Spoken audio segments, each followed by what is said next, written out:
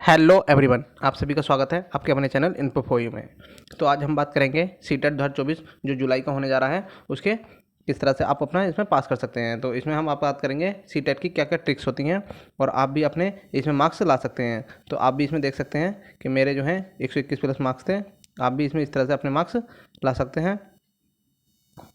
तो चलिए इसी बारे में बात करेंगे और आप बताएंगे इस तरह से इसमें किस तरह से आपको प्रश्नों का हल करना है, किस तरह से आपको इसमें ध्यान देना है। और आप सभी से अनुरोध है, चैनल पहली बार आए तो चैनल को सब्सक्राइब कर लें, जिससे इस तरह से हमारी वीडियो आप सभी तक पहुंचती रहे। तो ये हमने कुछ सीटेट की तैयारी के लिए महत्वपूर्ण तथ्य बनाए हैं जिन पे आपको ध्यान देना है और उसी तरह से आपको अपनी तैयारी करनी है। तो अब सबसे पहले आप बात कर लेते हैं, अगर आपको सीटेट में अच्छे अंक लाने हैं तो आपको शायद ये बातें ज़रूर काम में आएंगी। सबसे पहले आपको ध्यान रखना है कि बालक कभी गलत नहीं हो सकता। अगर हो सकती है तो क्या पूरी शिक्षा व्यवस्था गलत है या आपके पढ़ाने का तरीका गलत है, यानी टीचर जो शिक्षक है उसके पढ़ाने का तरीका गलत होगा। तो जहाँ भी बालक गलत हो वो क्वेश्चन जो है उसके अकॉर्डिंग गलत है। अब बात कर लेते हैं, सीटेट जो है दो चीज़ों पर टिका है, एक तो आपके निगेटिव टैग वर्ड और एक होते हैं पॉजिटिव टैग वर्ड। तो सबसे ज़्यादा यही इंपॉर्टेंट है जो आपको अधिकतर प्रश्नों को हल करने में आपकी पूरी मदद करते हैं। तो सबसे पहले हम बात कर लेते हैं यहाँ पर आपके निगेटिव टैग वर्ड यानी नकारात्मक तथ्य हैं। तो सबसे पहला है, जहाँ याद करने या रटने की बात हो रही हो तो दिमाग में बैठा लो ये बिंदु जो है नकारात्मक है, इससे बच्चे की ओर नहीं ले जा सकते। तो अगर आपके क्वेश्चन में नहीं का बिंदु नहीं है, प्रश्नों में सबसे पहले आपको ध्यान देना है, प्रश्नों के लास्ट में एक क्वेश्चन होता है नहीं। तो प्रश्नों में अगर नहीं है उसी के अकॉर्डिंग आपको प्रश्नों का हल करना होता है। अधिकतर क्वेश्चन ऐसे होते हैं जिनमें प्रश्नों में नहीं लिखा होता है। तो पहली बात आपको नेगेटिव पॉइंट में याद रखनी है कि आपको बच्चों को कोई चीज़ रटानी नहीं है, याद करानी नहीं है। नेक्स्ट दूसरा पॉइंट, अगर किसी बिंदु में विद्यार्थी के लिए दंड का समर्थन किया जा रहा है तो वह ऐसे विकल्प का समर्थन नहीं करेगा, यानी दंड का समर्थन बच्चे की ओर नहीं करना है। नेक्स्ट तीसरा पॉइंट है, यदि अलगाव की स्थिति योग्यता के आधार पर उनके ग्रुप बनाने की बात हो रही है तो ये स्थिति आपके नहीं हो सकती, यानी विद्यार्थियों को अलगाव की स्थिति पर उन्हें अलग नहीं किया जा सकता। पॉइंट नंबर 4, जहाँ लड़के लड़कियों में भेदभाव यानी एक तरह से आपको देख सकते हैं लिंग भेदभाव होता है, वो पॉजिटिव निगेटिव पॉइंट होता है। यानी आपको एक तरह से ये समझना है लड़के लड़की दोनों ही समान हैं, जबकि लड़के लड़की अलग नहीं है। शिक्षक की नज़र में दोनों ही समान होने चाहिए। पॉइंट नंबर 5, जिस विकल्प में सिलेबस को पूरा करवाने यानी किताबी ज्ञान पर बल दिया जाता है, यानी मान लो संकीर्ण विचारधारा है, यानी आप मान सकते हैं इसको आप सपोर्ट नहीं करेंगे। बच्चों के लिए आपको जो केवल किस पे ध्यान देना है, सर्वांगीण विकास पर देना है, ना कि संकीर्ण विकास पर। जहाँ सर्वांगीण विकास वो पॉजिटिव होगा, निगेटिव अभी संकीर्ण विकास। तो किताब ज्ञान याद नहीं करना है, रटाना नहीं है, दंडित नहीं करना है।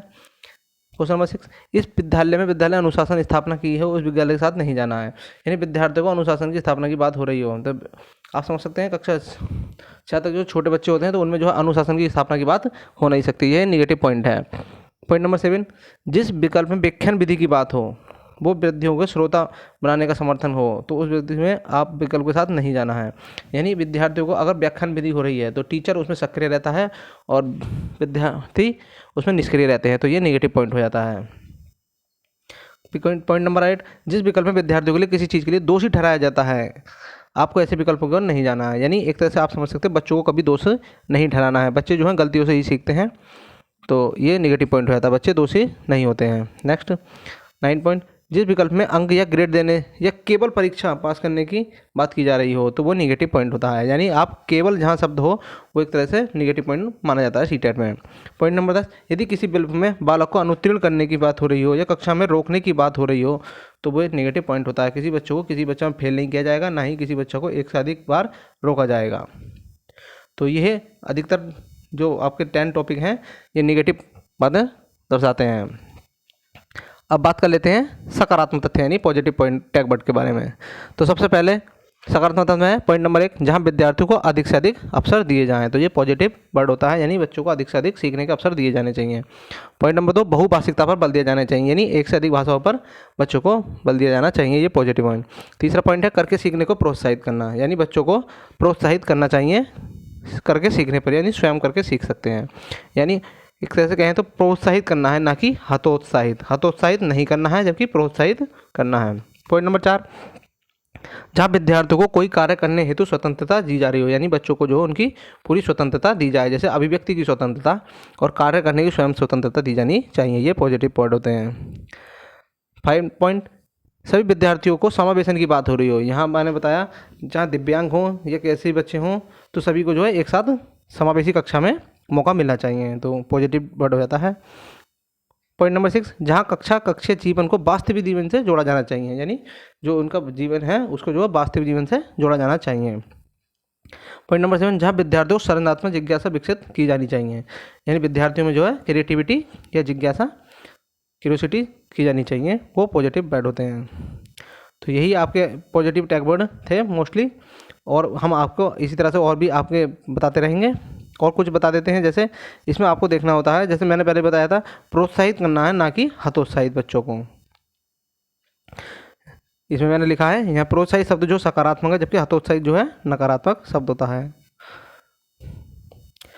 अब देखिए ये और मैं बता देता हूँ, जैसे कुछ शब्द देखने को मिलेंगे, जैसे आंशिक, पूर्ण या केवल, ये कैसे होते हैं, एक तरह से निगेटिव टैग वर्ड होते हैं। जहाँ कहीं आंशिक चीज़ छोटी चीज़ या पूर्ण छोटी चीज़ केवल के लिए वो एक तरह से निगेटिव चीज़ होती है, तो ये नेगेटिव टैग वर्ड में आते हैं।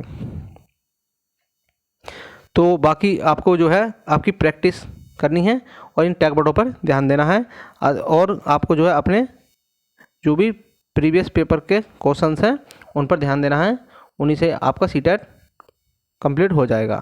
और अभी बहुत सारा समय है, लगभग आपके पास 2 से ढाई महीने हैं, आप सीटेट पास कर सकते हैं, वो भी अच्छे मार्क्स के साथ। तो ये स्ट्रेटेजी अपनाइए, और हम अपने चैनल के माध्यम से और भी वीडियो आपको प्रोवाइड कराएंगे। चैनल पर पहली बार आए तो चैनल को सब्सक्राइब कर लें, और वीडियो पसंद आया तो वीडियो को लाइक कर दें। धन्यवाद।